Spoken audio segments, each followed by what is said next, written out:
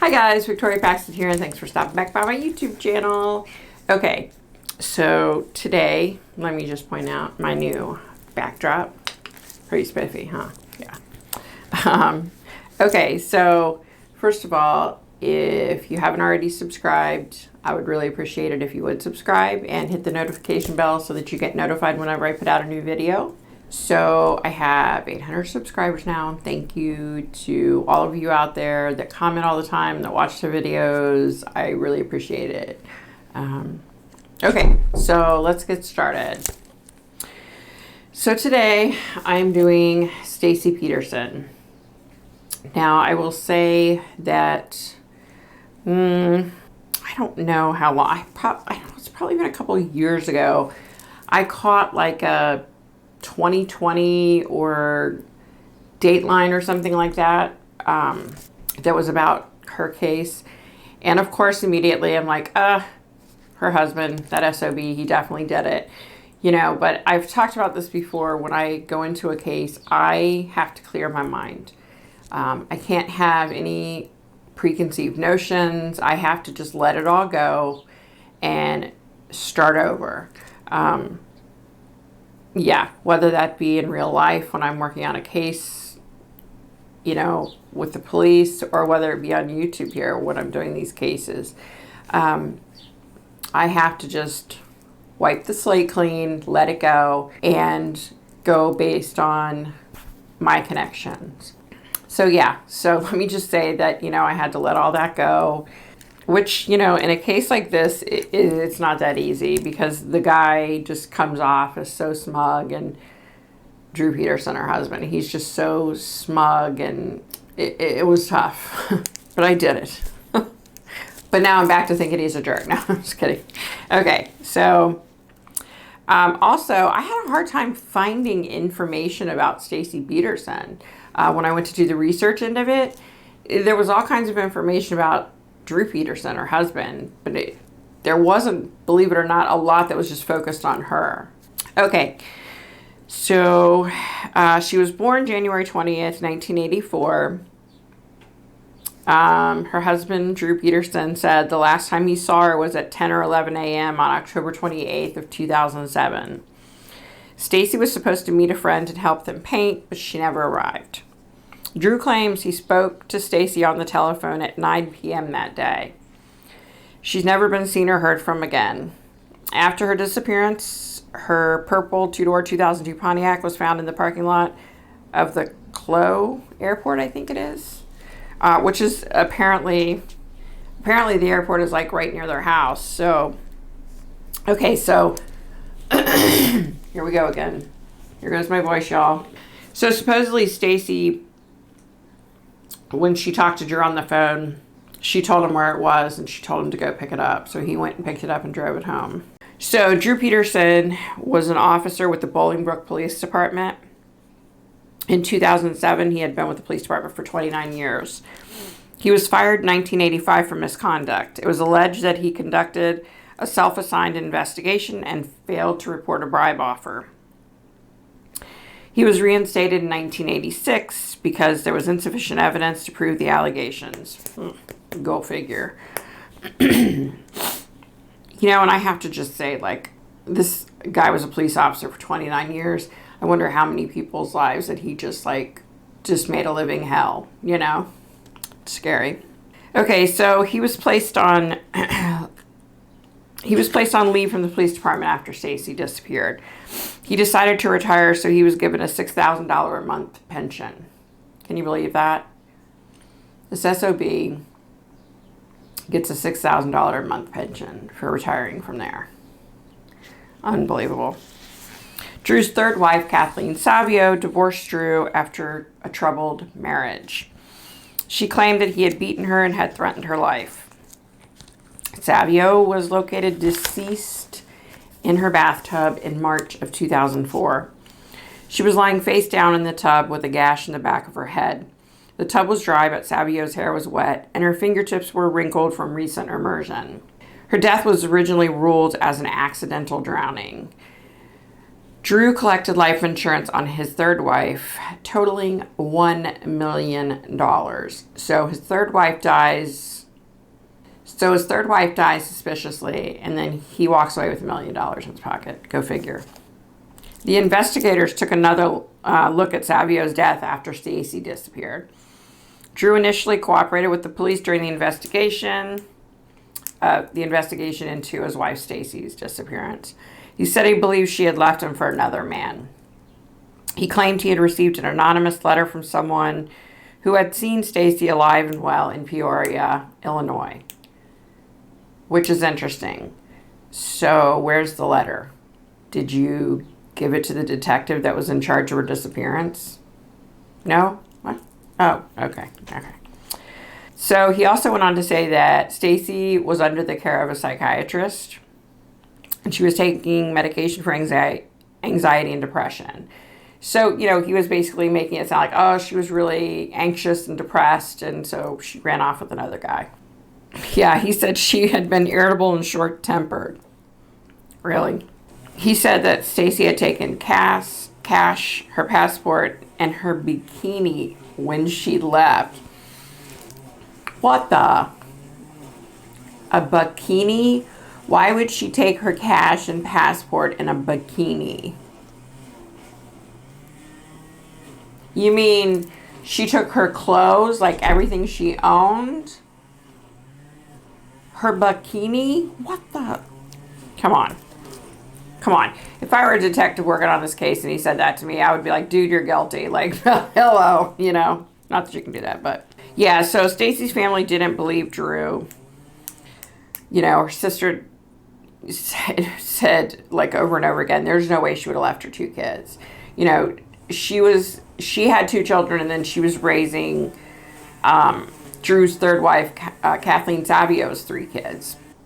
Stacy's sister said that Drew was controlling and abusive. So Stacy's sister said that Drew was controlling and he was abusive, and that her sister wanted a divorce. Police executed several search warrants on the Petersons' home in the days and weeks following Stacy's disappearance, and removed bedding, 11 guns, electronic equipment, Drew's 2005 GMC SUV, and Stacy's car. Some items included a nightstand, scuba diving weights, and a blue barrel large enough to hold a human body was said to be missing from the home. So there was a bunch of stuff apparently missing as well from the home. Or not a bunch. There was a big, huge barrel. A neighbor reported seeing Drew and another man hauling away the blue barrel around the same time that Stacy vanished. Drew's stepbrother, Thomas Morphy, says he helped Drew dispose of the barrel and was paid for his assistance. Afterwards, he believed he had unknowingly helped Drew dispose of Stacy's body, and he became so distraught that he tried to commit suicide. Hold up. What? Yeah. Drew denied having removed any container from his home. Yeah, of course he did. On November 9th, a week and a half after Stacy's disappearance, investigators announced they believed she was a victim of foul play. Yes, hello, it took you a while. Drew was named as their main suspect. That same month, Drew's third wife, Kathleen Savio's body was exhumed from her grave and autopsied. The results indicated she had been murdered, and the scene was staged to make it look like an accident. Drew's second wife, who divorced him in 1992, said in media interviews that Drew had repeatedly threatened to kill her and make it look like an accident. Yeah, go figure. Another woman who agreed to marry Drew in the 80s, but then ended their relationship, described him as jealous and possessive. Drew became engaged to another woman Stacy's age in December of 2008. Can you believe that? He's still legally married to Stacy. In May of 2009, Drew was arrested and charged with Savio's murder. The prosecution theorized he killed her to avoid being ruined financially in a divorce settlement. Drew's attorney said the evidence against Drew was weak and one of Drew's sons could provide an alibi. Drew was tried for the murder in the summer of 2012 and convicted in September. He was sentenced to 38 years in prison. Yeah, I told you, this guy sounds like a real scumbag. Stacy came through. I was able to connect with her. She talked about her two kids. She talked about her stepkids. Okay. So this part was kind of interesting. apparently Drew had made a lot of money, and he was telling Stacy that he was doing side jobs. So there was a lot of extra money coming in, and that wasn't anything that the police were made aware of, apparently. It was something that never came out, I guess. So Stacy initially believed him that he was doing side jobs, but then he would get checks and he hadn't left the house other than his regular shifts at work. So she said she had come to find out that he was blackmailing drug dealers. He was blackmailing business owners. I guess he was a shady ass cop. I mean, surprise, go figure, right? Like, we didn't already see that coming. Yeah, so Stacy had said it was like a really large sum of money. She said, you know, we weren't talking about a few $100s here and there. It was a large sum of money. So, yeah. Yeah, so she goes on to start talking about how Drew had been threatening her since day one almost. She said almost, you know, the second that after they got together, he had just become a totally different person. It was just horrible. And he said that he could kill her and nobody would ever find her body. Yeah. He would talk about how he was going to find somebody younger and better to raise his kids with him. Wow. He had told her in step-by-step details of what he did to Kathleen Savio. And he said, don't think I won't do that to you as well and get away with it. Yeah. So she goes on to say that he was an amazing father to his kids, but that she saw pretty quickly that there was just something not right with him. She couldn't put her finger on it, but he just wasn't right. I don't know what that means, but she said there were times when he held his gun to her head, his service revolver, to her head, and he would pull the trigger and just laugh hysterically. Yeah, sicko. Yeah, and she said, you know, she knew the second that she wanted to leave that he was going to follow through with his threats. You know, and she said, I was willing to take that chance because I wanted to save the kids from him. Okay, so she goes on to talk about they were having a conversation, and she said she was delicately trying to tell Drew, like, you know, he needed to calm down a little bit about it. And she didn't go into detail about the subject. But she said, you know, she was like walking on eggshells because she didn't want to piss him off. And she said it was so quick. She went from talking to him to he jumped up and grabbed her around the neck and was strangling her, choking her. She said she fought as hard as she could. Yeah. She said she fought as much as she could and as hard as she could because all she could think about were her kids, you know, and how she didn't want to leave her kids with this monster. And she said it was really quick. He just overpowered her, and then she just felt like she was rising up. Yeah. Yeah, she said she could see her body. She could see Drew. And Drew was just like, had this look on his face. Just had this weird look on his face. And she said it was almost like his smug look of satisfaction that he had. She said that's what it looked like to her. Yeah, so she was able to see that he did put her in that barrel. And he did call his stepbrother, Thomas Morphy. And they carried the barrel downstairs and put it in Drew's SUV. Okay, so she said that Drew had tossed the barrel in the water. When I did my research, I discovered this after the fact because I had already connected with her, so I kind of wish I would have known this, right? I asked her, you know, was it near your house? Did you know the area? You know, she said no, it wasn't near her house. She didn't know the area. This was the interesting part, y'all.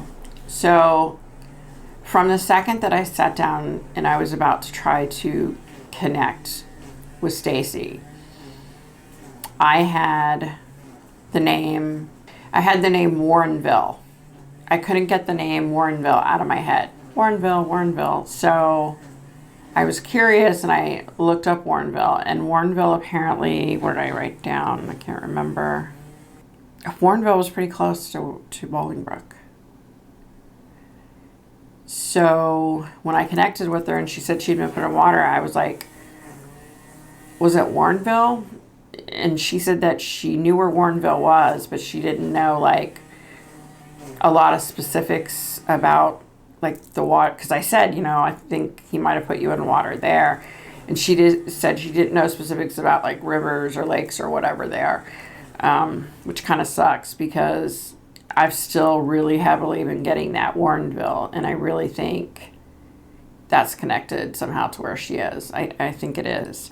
So she talks more about her family and such. We talked a little. So I mean, that's about it, other than, what? I do think her body's going to be found. Without a doubt, I think her body's going to be found. I'm not sure how I know that, but I do. And hopefully this pond scum of a man will be serving time in prison for Stacy's murder as well, rather than just his third wife's murder, because he's in prison, by the way. Thank God. Okay, so be nice to people. Hang in there with this pandemic. Wash your hands. Wear your mask. Be kind to people. If you're going to the grocery store, call up your elderly neighbor and say, hey, can I get you some stuff, and leave it on your front porch, right? All right, guys. Take care. Bye.